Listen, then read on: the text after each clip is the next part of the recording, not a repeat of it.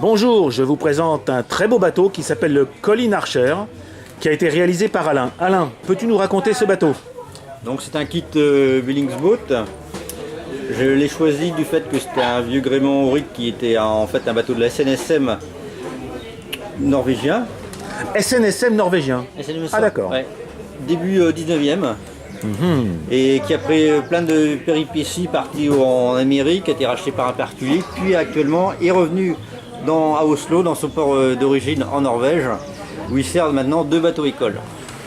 D'accord, donc c'est un bateau qui a quand même plus d'une centaine d'années alors Voilà, maintenant. Oups. Plus d'une centaine d'années. Alors la coque est en quoi par exemple? La coque est en ABS, D'accord, et donc à l'intérieur, on va profiter. on va voir l'intérieur, donc avec D'accord, deux magnifiques treuils. voilà, donc un qui est dédié à la grand voile, et les 2 autres qui sont au phoque et au clin phoque.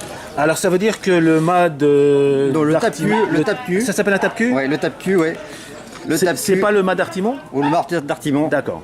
C'est la même chose. En fait, comme je n'ai pas de radio, en fait, il est Tu l'as bordé à moyen, ah d'accord, en élastique. en D'accord. élastique. Voilà une ruse.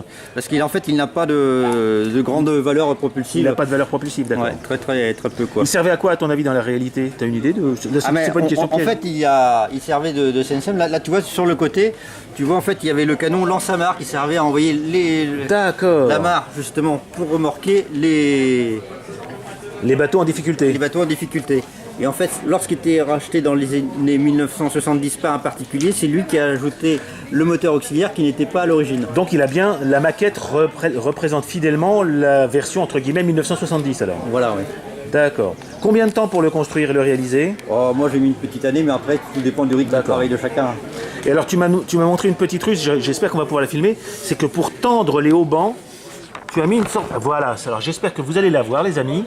Donc mais là, vous avez ici sous le pied de mât on a une rondelle avec un papillon. Un papillon, ouais, qui sert à Ce qui fait que vous remontez, quand tu serres, ça remonte le mât un petit peu, voilà. Et ça tend les haubans. Ben voilà une ruse toute simple, mais qui permet d'avoir des haubans tendus ou détendus au fur et à mesure des besoins.